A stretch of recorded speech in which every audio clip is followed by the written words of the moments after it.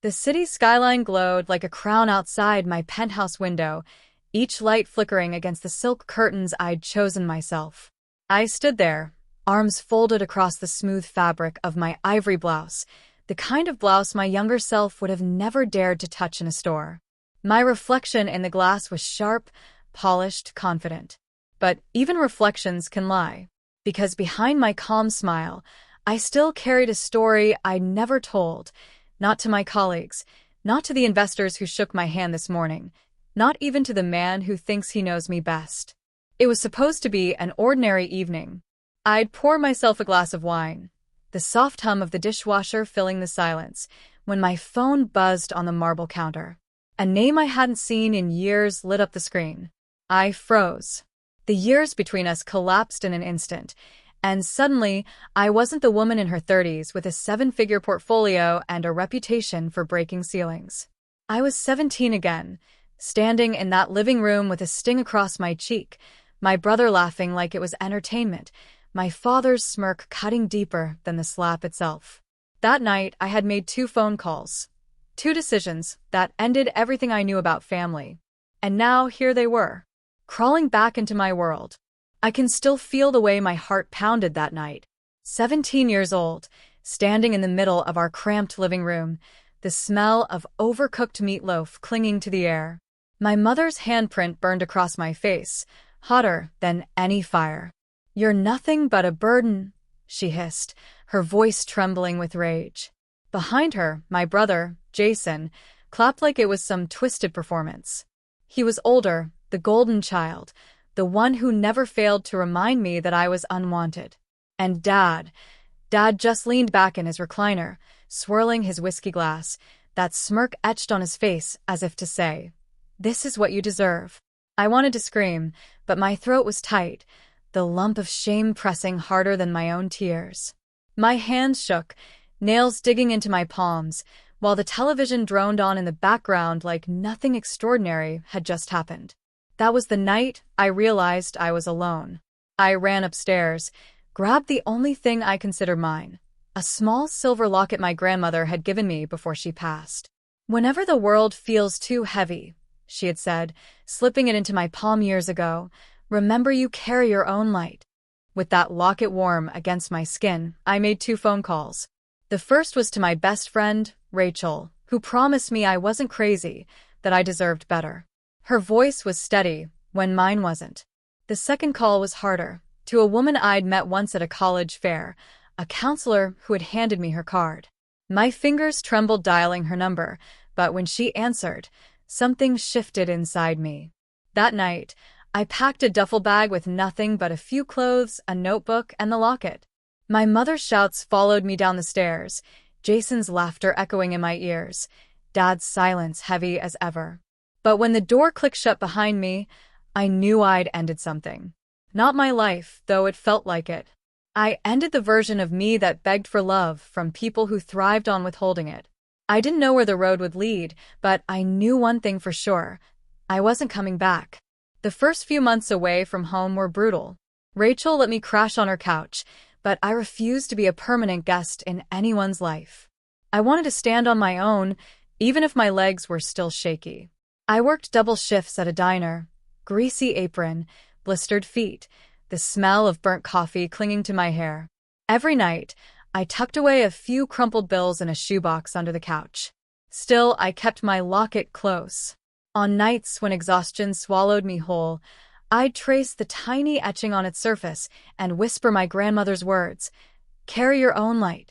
College seemed impossible, but I remembered the counselor's voice on the phone, telling me, "Don't let their doubt define you.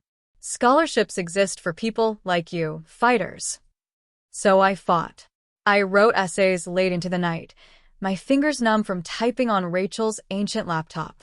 When the acceptance letter from the University of Michigan arrived, I cried so hard my chest ached. Not because anyone clapped for me, but because for the first time, I was clapping for myself. The real turning point came sophomore year, when I met Evelyn Carter. She was a sharp, silver-haired professor who commanded every room she entered. While most people dismissed me as another broke kid with too much baggage, Evelyn saw something else. After class one day, she pulled me aside and said, "You think survival is your strength, but your real gift is vision. Don't waste it." She became my mentor, the steady voice I needed when my own was drowned out by fear. She taught me how to pitch ideas, how to turn raw ambition into a plan. I juggled side hustles, tutoring, freelancing, even designing websites on the cheap. My first paying client, a small bakery in Ann Arbor, handed me a $50 check, and I remember staring at it like it was a gold bar. It wasn't much, but it was mine. The wins were small at first. A scholarship renewed. A client referred me to another. A summer internship turned into a job offer. I learned to network, to walk into rooms where no one looked like me and still hold my head high. And slowly, I began stacking bricks on the foundation of a life no one believed I could build. By the time I graduated, I wasn't just surviving. I had a portfolio, a handful of loyal clients, and an idea that would soon become my company. But I didn't flaunt any of it. On social media, I kept things vague. A photo with Rachel here, a coffee cup captioned "late night grind" there. My family never asked anyway, and I never offered. Let them believe I was struggling. Let them assume I had vanished into mediocrity. Because one day I knew the truth would land harder than any slap. It happened on a Thursday afternoon, one of those crisp fall days when the air smells faintly of cinnamon and change. I had just wrapped up a meeting with a group of investors when my assistant stepped into my office, her expression tight. "There are 3 people in the lobby asking for you," she said. "They say they're family." My chest tightened. I didn't need to ask who. For years, I had imagined this moment, sometimes with bitterness, sometimes with humor. But nothing prepared me for the reality of watching my mother, father, and brother walk into my office, their eyes darting around like tourists in a foreign land. The office wasn't ostentatious, but it carried weight. Floor-to-ceiling windows spilled golden light across polished oak floors. Abstract art lined the walls, pieces I had chosen because they made me feel powerful. Behind me, a shelf displayed awards, photos with CEOs and senators, and a framed copy of my company's first contract. A subtle reminder, every inch of this space was earned. Mom's eyes widened at the sight. Jason shifted uncomfortably, tugging at the sleeve of his faded hoodie, clearly out of place. And Dad just let out a low whistle, his smirk faltering for the first time. "So," Mom began, voice tight, "you've done well for yourself." I leaned back in my leather chair, crossing one leg over the other. That's one way to put it. They sat across from me, the same trio who once watched me leave with nothing but a duffel bag. My pulse hammered, but my voice was calm. Jason tried to laugh. "We figured you were barely scraping by. Guess we were wrong." "You were," I said, meeting his gaze without flinching. "Dead wrong." I let the silence stretch, savoring their discomfort. Then I spoke, clear and measured. "This company, the one you're sitting in right now, is mine. I built it from scratch. We manage portfolios worth more than you could imagine. And yes, I am the CEO. The woman you slapped, mocked, and smirked at? She owns this building." Their faces were a study in contrasts. Mom's eyes filled with something between shame and disbelief. Jason's mouth hung slightly open, like he'd been punched. And Dad, his smirk was gone, replaced by something rawer. Guilt, maybe. Or the realization that the daughter he dismissed was the one who had outgrown him entirely. I didn't raise my voice. I didn't need to. The weight of the truth did the heavy lifting. "Do you want to know what really happened that night?" I asked softly. "You thought you ended me. But those 2 calls I made, they saved me. They were the beginning of everything you see now. So if you came here expecting me to be broken, you're about 15 years too late." The room went still. Even the hum of the air conditioner seemed to fade. Finally, Dad cleared his throat. "We need help." Of course they did. I had expected nothing less. I studied them. My mother's wringing hands, Jason's darting eyes, my father's cracked pride. For the first time, I realized I wasn't trembling. I wasn't the girl with shaking hands and tear-streaked cheeks anymore. I was the woman in control, and they were the ones squirming under the spotlight. And I wasn't going to let them forget it. I folded my hands on the desk and let the silence breathe. For years, they had dictated the terms of my life, what I could say, what I could dream, what I could be. Now, the power sat squarely in my hands. You need help, I repeated, tilting my head. And you came here because I'm the only one who can give it. No one argued. I took a slow breath, letting my voice drop into the steady, measured tone I had mastered in boardrooms. Fine, I'll help. But this time, we do it on my terms. Mom looked up, hope flickering in her eyes. Jason shifted nervously. Dad just stared, waiting for the punchline. Condition 1, I said, my eyes locking on my mother. You don't get to belittle me or anyone again.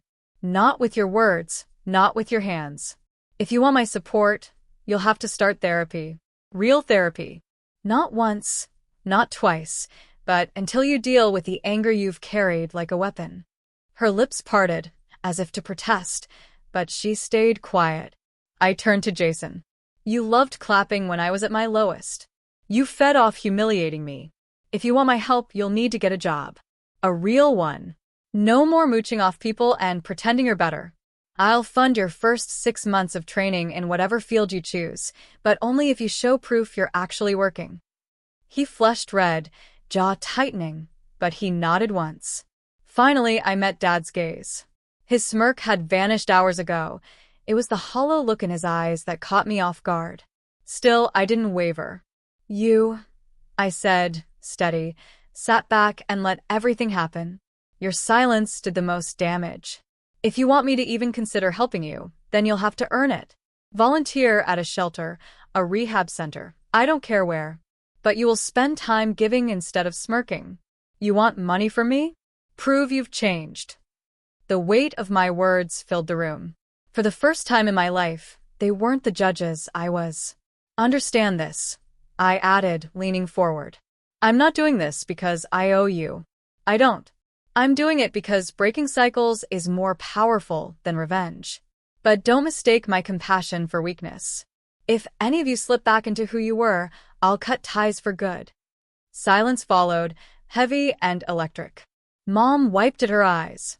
Jason swallowed hard, looking down at the carpet. Dad gave the faintest nod, the kind a proud man only makes when he's been stripped of excuses. And in that moment I felt something shift. Not just in them, but in me. I had finally rewritten the script of my life. Weeks turned into months and slowly, almost reluctantly, I began to see change. Mom started attending therapy sessions. At first, she complained, rolling her eyes at the very idea. But then one afternoon, she called me, not to demand or accuse, but to admit, I never knew how much I was carrying until I said it out loud.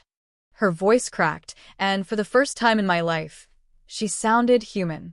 Jason surprised me too. He enrolled in a trade program for electrical work. The boy who once mocked me for daring to dream now texted me photos of wiring projects with a proud, almost childlike energy. It wasn't perfection, but it was progress. And Dad, well, watching him volunteer at a veteran's shelter was surreal. He sent me one blurry picture of him serving soup. His usual pride softened into something quieter. It wasn't redemption overnight, but it was a beginning. I would be lying if I said everything healed neatly. Scars don't disappear. They remind you of where you've been.